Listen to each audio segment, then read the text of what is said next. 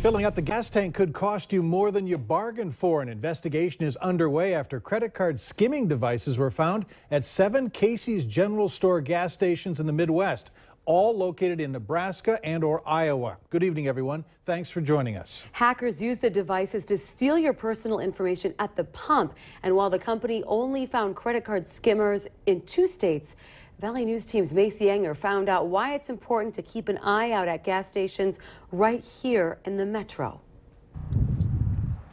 In a few steps, you can stop at the gas station, fill up your tank, and get back on the road. But experts say, not so fast. Have you heard of credit card skimmers on gas pumps before? Never did, no. I've heard of that happening different places, but I haven't really heard of it happening here. Online on the computer, yes, but not necessarily here. I guess I don't know what to look for. Hackers install credit card skimmers on gas pumps, stealing information without anyone knowing. Usually it's only if the skimmer where you swipe your credit card looks like it's been damaged or possibly displaced that people start to think, wait a second here, what's going on? Here's an example of how deceiving skimmers can be. This summer in Sioux Falls, police took pictures of an ATM that had been hacked. On the left, what looks to be a regular ATM. On the right, you can see the skimming device over the existing card reader and a false panel where a camera catches the customer entering their PIN number. This kind of thing is happening more and more often, and especially out at gas pumps or ATMs that are kind of in remote places. So it's always a good idea, if you have the time, to go inside and pay directly at the till. I come here pretty often, so I just try to keep my eyes open for anything that's strange or just doesn't seem normal. I just find it safer. I don't order stuff online either. I just don't like using credit card numbers. Experts say for other good alternatives, use a new chip card or cash and constantly check your bank accounts for fraud. In Fargo, Macy Enger, Valley News Live. Now at this point, Casey's General Store doesn't know if hackers successfully took information from the credit card skimming devices, but customers haven't reported any fraudulent charges. Experts say if you ever notice charges on your card you didn't make, call your credit card company right away. Family members say a reality TV star will join the search for a missing Bemidji woman. Police are still searching for Rose Downwind. She was originally from Red Bee, Minnesota on the Red Lake Nation, but she had recently been staying in Bemidji. She was last seen by a family member a week ago Monday at the Bemidji Target store. Meanwhile, family members say reality TV star Dog the Bounty Hunter is coming to Bemidji to help with the search as a favor to his friend Dennis Banks. Banks is the founder of the American Indian Movement and Downwind's grandfather. Dog specializes in finding bail jumpers and missing people.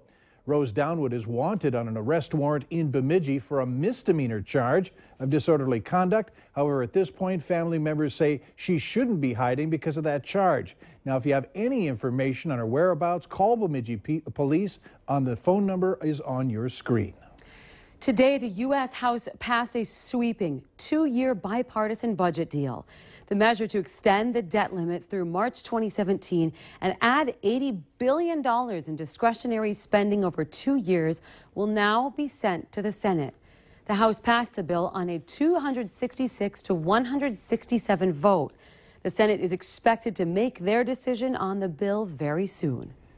A little fur flew tonight during the GOP 2015 debate in Boulder, Colorado. Marco Rubio was the man under attack for not attending Senate meetings besides missing votes. Jeb Bush asked him to resign, saying, "This is a 6-year term and you should be showing up to work." Rubio, a U.S. Senator from Florida, defended his record of missing about 1/3 of his Senate votes this year while campaigning for the White House. Meanwhile, Donald Trump came under sharp attack as well. Trump's tax plan was called a fantasy.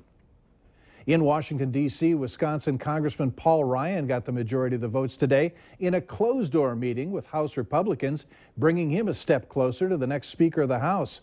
Washington correspondent Kelly Meyer is there and has the nominations as they rolled in. It's been a long journey to the leadership elections for members of the House of Representatives. Now it looks as though the next Speaker will be Wisconsin Congressman Paul Ryan. House Republicans filed into a closed-door meeting on Wednesday afternoon. The last time they had a meeting like this, California Congressman Kevin McCarthy dropped the bombshell that he wouldn't be seeking the leadership position. But this time was different. The majority of House Republicans voted for Wisconsin Congressman Paul Ryan, the man who had long said he had no interest in the position, making clear that family was a top priority. In a press conference last week, he said he would run if he had the support of his colleagues, and that's just what he got. Gaining the support of about 2/3 of the House Freedom Caucus, a group of far-right conservatives that some say are responsible for forcing Speaker Boehner out. The Freedom Caucus didn't formally endorse Ryan for Speaker. The rest supported Florida Congressman Daniel Webster. He received 43 of the votes on Wednesday. Representative Marsha Blackburn of Tennessee got 1 vote, and so did Majority Leader Kevin McCarthy. For years, there has been a fight between conservatives in the party and GOP leadership, but some members believe Paul Ryan just might be the one to get them back on track. Now the man who never really asked for the job is on his way to becoming the next Speaker of the House. Reporting in Washington, I'm Kelly Meyer. Our Washington, D.C. Bureau will continue coverage of the leadership elections as the full House moves to make their vote tomorrow. As the government decides how best to govern the public use of drones, some companies are already taking advantage of the technology. Amazon's experimenting with home deliveries by drone, while Xcel Energy, which serves a large number of North Dakotans, is already using it to save on labor costs. The company says it inspected a 7-mile stretch of newly constructed transmission line near the Canadian border. Regional President Chris Clark says using drones also improves employee safety and minimizes environmental impact.